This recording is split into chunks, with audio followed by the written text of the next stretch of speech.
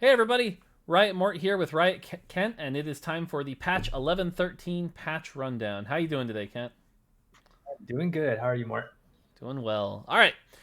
So with this patch rundown, we've got some changes to talk about, but we're going to try something a little different on how we communicate it. Leading up till now, we're basically like, here are the 30 changes in the patch. Some are big, some are small, and it's led to a lot of confusion. A lot of people being like, oh my god, it's a big, enormous patch, which frankly kind of limits how we can approach patches because sometimes you have to make a small change, sometimes you have to make a big change. But I want to be clear. Our goal with this patch is to not shift the meta that much. Things that are still good will still be good. So I like if karma's bad, we've screwed this patch up. But we're trying to also open up more things that aren't working. And we're going to do that with two types of changes. And so we're going to communicate that very clearly. We're basically breaking them down into large changes. These are changes that we do expect you should pay attention to, will change things, and will have a kind of a big impact on the meta. And then small changes. And the way we look at small changes is if we didn't tell you about them, you probably wouldn't notice. That's kind of our definition for a small change. Does that sound about right, Kent? Yep. Cool. All right. So, with that, let's start off with the large changes. So, the first large change, there's a lot of words on the screen right now. There's a lot of words on the screen. Let's go through it real quick here. First off, magnetic remover and reforger won't appear in armories anymore. No one was taking those. It was always the worst choice, which makes sense.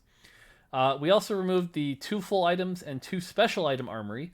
By the way, a special item is defined as spatula, shadow spatula, loaded dice, Nico, and magnetic remover reforger, except those are gone. Now it's just a full 4 full items armory. 2 components, 2 special item armory has been replaced with 2 components, 2 full item armory. Armories are slightly more common at 4-2, slightly less common at 5-2. The TLDR, if you take away one thing from this, basically just realize there's going to be less emblems and less special items. Because frankly, there were too many, and we were having way too many games with, like, I have 3 Dawnbringer spats. It was just way too common. So if you take one thing away from the slide, it's that. Yeah. I mean, we made some changes like in between the choices to make sure that like the choices are all balanced, more balanced. But overall, the biggest change is probably you're going to see fewer emblems and fewer Nikos coming out of the armory here. Yep. But yep. Yeah, so hopefully this takes a good feature and makes it even better. So, cool. Large trait changes. There's really only one. Skirmisher continues to underperform a little bit. And you're going to see we're also going to adjust Jax, who is kind of the key skirmisher. So we didn't want to overbuff here. 3 skirmishers been doing pretty well, but 6 kind of underperforming a little. And 9 didn't feel like the chase trait it's been meant to be. Having 9 skirmisher requires level 9, requires a spatula, requires a 5 cost. Very difficult to hit. Not rewarding enough when you hit it. So it gets a fairly large buff here. Yeah, I think these changes are going to be really good for like, especially at 9s. Like it's so hard to get there, and having all 9 skirmishers. So like this big shield should be a good change. Sweet. On the champ side, Kled. Kled has basically, ever since like the first week of PBE, not really been a champion you care about. It's like he's a trait bot. He's okay. So he's getting 2 changes. He's getting a slight attack speed buff. And he now has... It used to be that he had to be dismounted before he would get his every 4th attack does bonus damage. Now he just has that all the time. Yeah, it's so sad because like in early PBE, Kled carry was a thing. Kled was so fun, and then like after shipping, Kled just never really was used as a 3-star carry very much, and so like hopefully this helps bring that back. And I think especially the bonus damage like while mounted, I think that's going to help a lot with like how Kled's flexible itemization, like how you can put flexible itemization on Kled, giving him more mugs, but it doesn't hurt his damage by having such a big shield on him. Yep. Poppy, sort of similar story here. Poppy has kind of been the weakest knight. If you wanted to run 4 knight early and you had 5 knights, which one would you cut? It's probably Poppy. So Poppy is getting a buff here so that she'll be able to cast her spell a little bit more often. Reroll Poppy, if you go the 3-star Poppy, gets to hit a little harder. Maybe we'll see some Candyland, though I doubt it with just a 50 damage buff, but it's there to try to buff the 3-star Hellion build. And then the spell shield actually gets a little buff at 2-star and a big buff at 3-star. Again, trying to make that 3-star Hellion a little bit better. And before someone already says it, like, yes, we're going to be touching multiple Hellions this patch. That's okay. Our goal is that Hellions are playable and actually something you're excited to get 3-piece early. They're not going to be the auto fast 9 that they were in 11-11, but it should be a comp that you look at and go, cool, I got 3 Hellions, not cool, I'm doomed to loss streak now. Yeah, and even just like buffing the Hellion opener, but we also want to make sure that like 3-star Hellion reroll is a playable comp, and we're not seeing that played very much at all right now, and so definitely want to make that like help give them some power there. Yep. At 3 stars. Same thing goes with Kennen. Kennen had a poor story, right? Like in 11-11, he was basically the best unit in the game. You could almost put him in any comp, and he just was doing a ton of work. We nerfed him.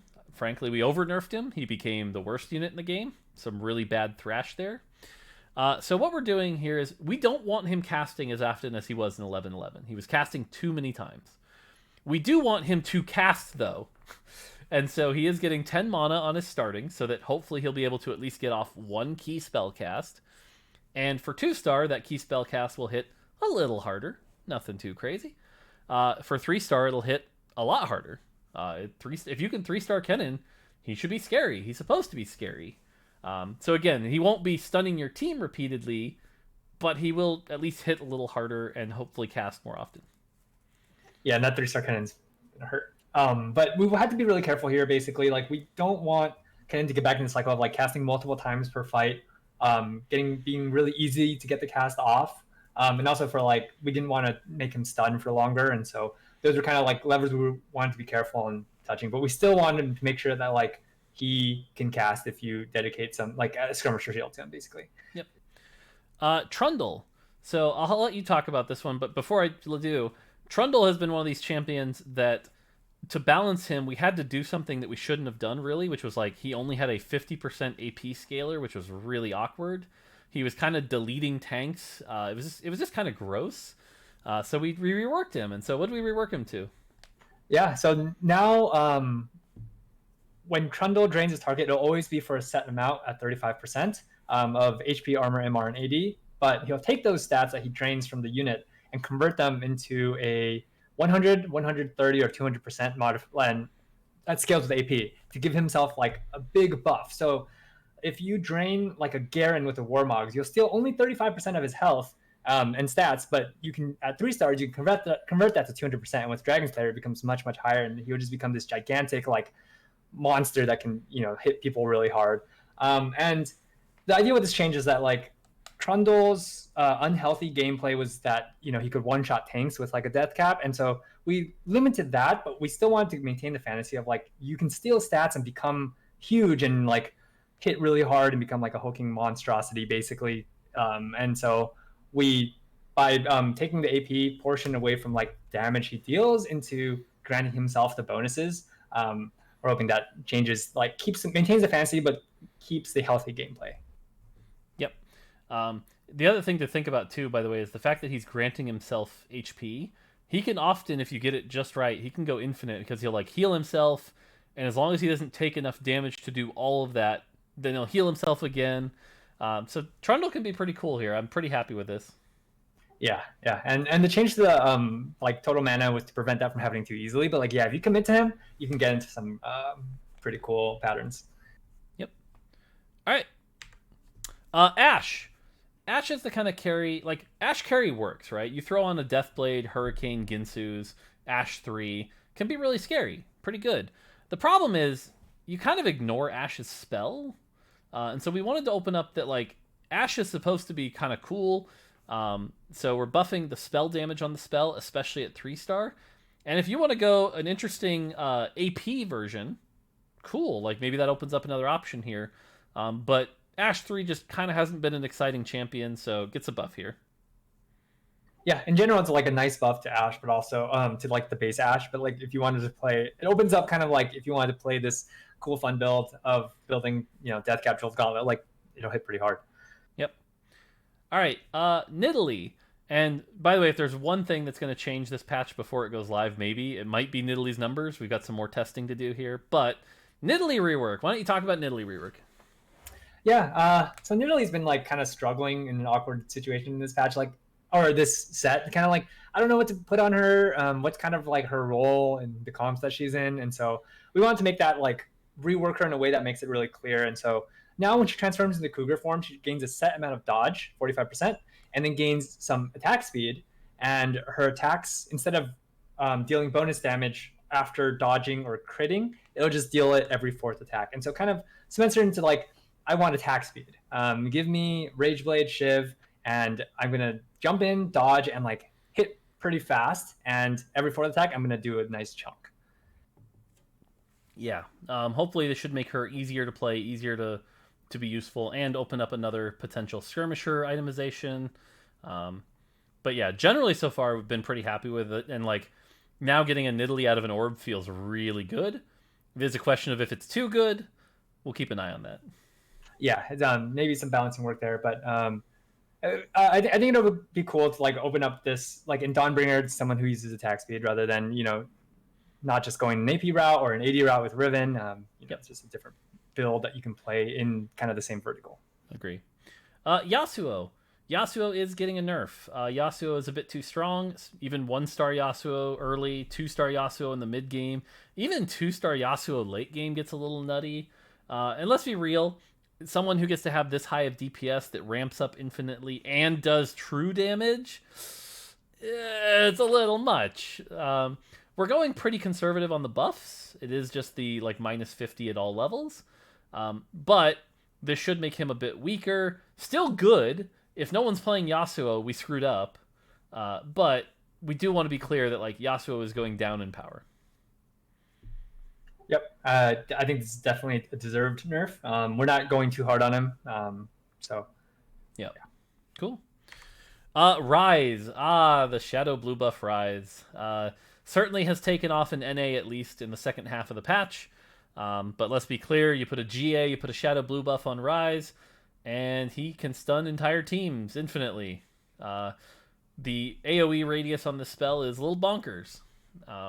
So what we've decided to do is now if he stuns, if he does his big AoE stun, the primary target still takes the full duration, which I believe is 2 seconds at 2-star. But everyone else only takes half the duration. So Rise will still lock one person in place if you were to go Shadow Blue buff. When I'm testing this, I was able to lock a Nidalee 3 in place, and that Nidalee 3 never moved. That's the point. Like, Rise is a CC mage. That's what he's designed to do. He will not, however, stun entire teams, and eventually the rest of the team will walk over and beat him down, and he'll die. This should be a substantial nerf. This should allow him to still do a key unit and still good team CC, just not unhealthy levels. To compensate, we're giving the unitemized Rise a little bit of attack speed. You'll notice this buff was chosen specifically because if he has Shadow Blue buff, it doesn't change anything. So this only buffs non-Shadow Blue buff Rise. But yeah, this should be Rise as a more fair champion now. Yep, from a balance perspective, I think this was really necessary. Just like Rise being able to not, like even with like a Shojin, just itemized Rise being able to lock down an entire team so much was unhealthy, and so like this change is definitely really good. And getting that extra attack speed kind of plays into like Rise's fantasy, fast like repeat caster, repeat attacker, and it looks cool when it happens. And so like if you build like Rage Blade Shojins, you can still get into a pretty cool cycle of like locking somebody down. Yep, cool. Last one, Kale. Kale has probably been my personal least favorite champion this set. Kale, let's be clear, we tried to sort of band-aid the sharp version here, which was she's really bad, 500 health, etc., until she's not, and then she instantly wins you the game. And that wasn't healthy. You basically could only play Kale in one comp, and it was a very late-game Exodia comp. So we're trying to fix that. We're trying to make Kale something that actually feels decent if you get it early, even in a non-defensive comp, that just gets better and better as time goes on and doesn't instantly win you the fight. So Kayle now gets her HP, very similar to something like an Aphelios or a Draven. Gets a very large AD buff, so she can she starts off the fight as good as a Draven or an Aphelios. 1.1 attack speed is the highest base in the game, so she can do really well with things like Ginsu, Shiv, Deathblade, whatever. Gets less invulnerability though. Frankly, even at 10, she was just way too tanky, way too long. But all of this is at the massive cost of her final form not being instant win. Let's be clear, that final form was just like, you could have 4 Mystic Dragon Claw and it still like 2-shot you. It was so much damage. And so you can see here at 1 star it went from 200 to 80. That's more than half gone. 300 to 125. Like, that thing got demolished. It's still good. If you can get to the 22nd point, Kayle is still the best late game carry in the game. But the fight should be a little more evenly distributed. She should actually contribute in the first half of the fight. Hopefully this is healthier Kayle. Let us know. But if you're not willing to like put her in because you high rolled her at 4-1 in like a Legionnaire comp, it's still not good enough. So yeah, man, this champion's a headache. But like this DPS that she has right now is really high, and so you should be able to play her like without having a comp specifically built for her. And keep in mind, like the first Ascension, she starts dealing true damage equal to her damage, and so then it's actually a lot of damage. Like if you just put other kinds of itemization on her, so it's still possible to play like the protected Kayle, have her ascend and have her delete people. It would not be as good as it was before, but like she'll actually be able to be played in other comps, just as like an AD carry basically. And even when she ascends at the end of the fight, like the damage came down a lot, but it'll still deal a lot of damage, and she should still be like kind of the ticking time bomb-ish fantasy, just not as punishing as it is now, where basically she's impossible to kill and she just deletes entire teams. Yep. In a few attacks. Yep. Cool. All right, on the item side, Infinity Edge. I love this rework. For those who don't know, Infinity Edge was dealing a % of your health for every individual instance of critical strike. I always tell the story of the game where I was an idiot and I built a Jeweled Gauntlet, Shadow Infinity Edge, Teemo 2 at 4-2. I high rolled out of my mind. Oh, except by the way, that Teemo causes like 18 instances of damage and instantly kills himself. Right now, we're trying to make shadow items a little less restrictive. And so basically now, Infinity Edge is only on ability cast or auto. Meaning that same Teemo mistake I would have made, no matter how many people that shroom hit, would have only taken 3% of my health, not 54% of my health. So this should open up Shadow Infinity Edge to be a healthier item. Yeah, more units can use this now. Like Vel'Koz and Pantheon won't kill themselves with it super fast anymore, and so definitely like a wider audience can use this item, which I think is great. Yep. Ionic Spark. We made the buff to the magic resist shred last time. We're really happy with that, but we kind of wanted to bring back some of that purpose of like zapping people in the early game, helping another cloak item be good in the early game. So we're buffing the zap damage too. So this should make Ionic Spark a really good item in the early game, which again opens up some cloak itemization, which should be good. So Ionic Spark might be a sick item. Yeah, like mana, using mana scaling on like a 1-star against the 1-star unit, that's gonna hurt a lot early game. So it should be a pretty good, hopefully be a pretty good early game slam now, especially with like the shred being buffed and now with the damage going up too. Yep. Shadow Sunfire is another example of an item that was way too restrictive. Burning yourself for the entire combat is a lot of punishment. We're toning that down, so it'll only burn you for 8 seconds. If you can survive that 8 seconds, now you just have a really good Sunfire on your champion. So yeah, the item was really restrictive, and like you couldn't put on anyone who like healed. You kind of only put it on people who like shielded themselves. Even then, you were kind of hesitant to do so because like your tanky tank is dealing true damage to themselves. So like now that they'll deal a lot less damage to themselves, and it should be significantly less punishing. So like you can use it on. It should be you should be happy to slam this on 2-2. Sweet. All right, so that is it for the large changes. So now we're in the small changes, and again, our categorization here is like these are nudges to try to get things into a slightly more balanced state without radically shifting the meta. So again, any change from here on out that if it has the impact of removing something from the meta or pushing something into the meta too far, we screwed up. Call us out on it, okay? These are the changes that, again, if we didn't tell you about, the goal should be you don't notice them. So I'm going to run through these pretty quickly. Dragon Slayer 4, little too easy to get, little too rewarding for how easy it is to get. So we're just nerfing the self AP. The team AP is still the same. So 4 Dragon Slayer, tiny bit weaker. Forgotten. This is probably the biggest of all the small changes. We're just making sure that the shadow item part of Forgotten is actually important. So we're lowering the base, but raising the bonus per shadow item, so that if you're playing Forgotten with 4 shadow items, it's basically the same. It's like technically, I think, a 1% nerf, except at 9. It's like a rounding error at that point. But basically, same max power, but to get that max power, you actually need to invest in the shadow items, which does make it a little weaker in the early game.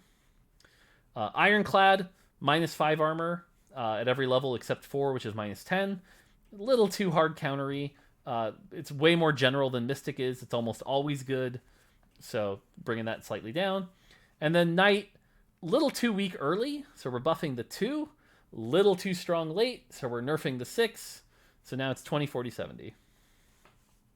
Yeah, only thing I have to add here, I think, is for Forgotten, basically, though, like, this tunes down its stage 2, stage 3 power. Like, if you high roll it early, you kind of need to stack the shadow items to make it even better. At around 3 shadow items, it starts to become, like, almost negligible difference of power. And then at 4, it's basically the same thing. And so it shouldn't be, like, a big nerf to it, just kind of like a power shift. And so less OP early is the TLDR. Okay. Legionnaire 8 doesn't feel worth it for a chase trait right now, so we're buffing it a little bit. Ranger 2. Ranger 2 is kind of underperforming a bit. It doesn't really feel that good to get an early Ranger 2 in. Vayne and Varus, Varus is okay, but we'll talk about Varus a little bit later. So there's a bit of power shifting going on here, but basically we want you to be happy with Ranger 2. So we're just giving Ranger 2 a very slight tap. Redeemed 9, same thing as Legionnaire. It's just not quite the power level we want for a level 9 chase trait that requires a spatula and a 5 cost. So that gets a bit of a buff. On the opposite side, Renewer 6, which is a chase trait that only requires 6 units, was overperforming just a little bit. Heimerdinger with Renewer 6 just like blows up teams. So it just gets a very slight nerf. Yep, I think you covered everything on this one. Cool. Champ changes. Ziggs. Another Hellion change. I wanted to do this last patch, but it was awkward timing. Basically, we're trying to make Ziggs a little less, like a little more vulnerable, so that if you can actually get to him with like an assassin or some backline access, he dies and isn't just a bunch of free health. But in exchange, he gets to be higher damage. Like, Ziggs is a threat. Ziggs is scary, and especially at 3-star. If you 3-star Ziggs, that's a rapid-fire, single-target damage monster. So generally, Ziggs should be about, again, just power shift. But this goes along with a lot of the other Hellion changes to hopefully put Hellions in a better spot.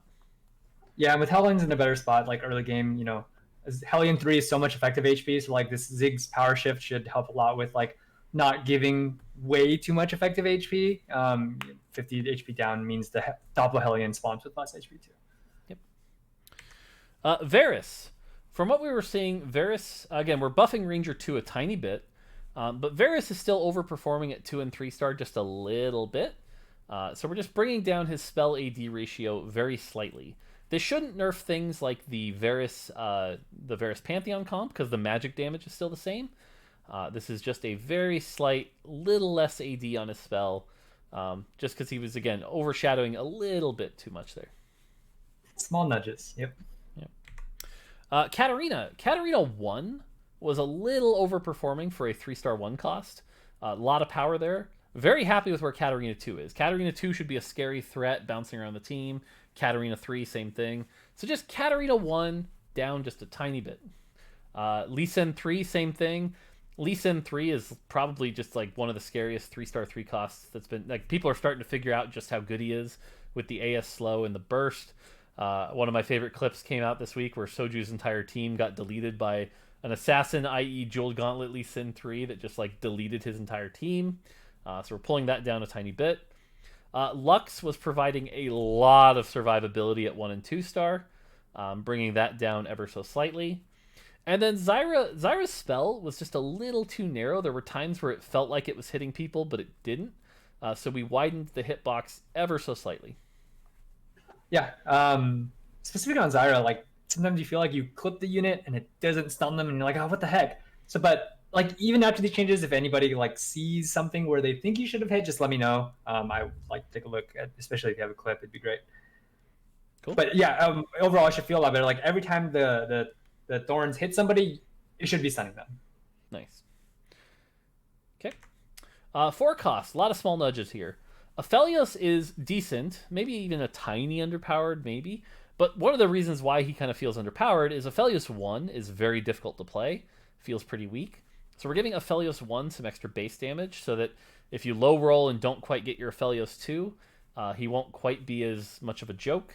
That combined with Ranger 2 should hopefully make Aphelios a little easier to play. Jax, we buffed Skirmisher a little bit, but Jax by himself just isn't that scary. Jax is a 4 cost. He's supposed to be scary. Doesn't really have a secondary damage trait, so we're buffing his attack speed. Hopefully get him to that rapid state a little quicker. Karma's overperformed a little bit. We talked about this. We overshot with the change just a little bit. So bringing her down just a little bit. Rel is probably one of the few champs in the game that you can put in almost any comp. I don't care if you're running Redeemed or Ironclad or Cavalier. You can probably just put her in your comp and it's still good. That shield is really powerful.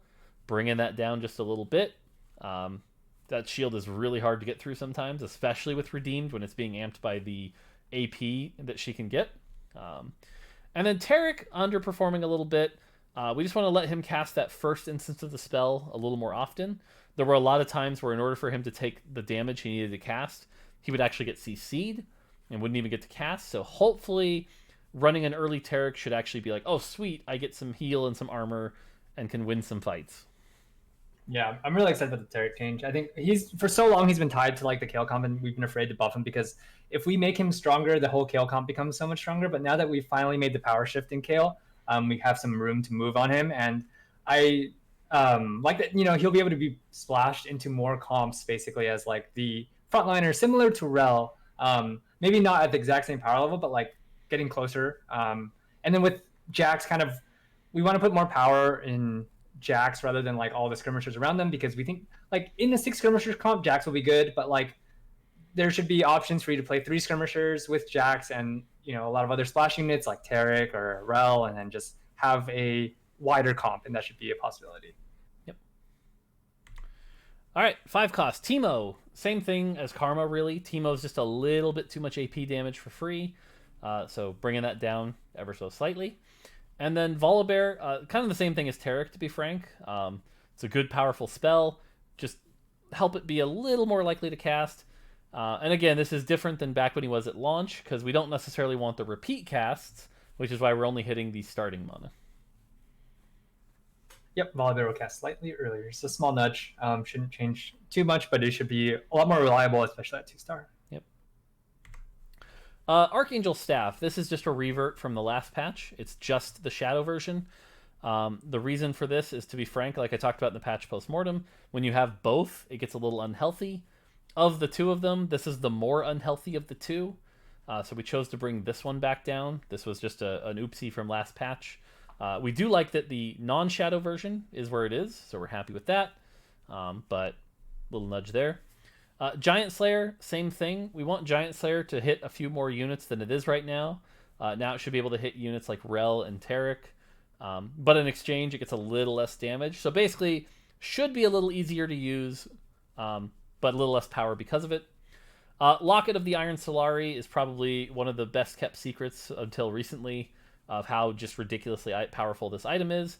Now that it's finally starting to catch on, we can bring it down as I always want to do, because this item is nuts. And then Redemption, same thing. The amount of AoE damage reduction this item was doing secretly and hard to appreciate is really high, so nudging that down ever so slightly. Yeah, if there's one I'm worried about, it's Giant Slayer being too good, but it still kind of like has a pretty high trigger. I mean, high threshold, and it has to not good until late game anyways, and so it should be a good change, just make it more flexible of an item. Yep. All right. And so again, I want to clarify, any of those small changes, if those break the meta, call us out on it, because Those are not meant to meta shift at all. So, okay, bug fixes. We fixed a bug where if you got 8 assassins, it would turn off the assassin bonus. Pie Hat was the first to notice that. Thank you. Kent broke it. That was my fault.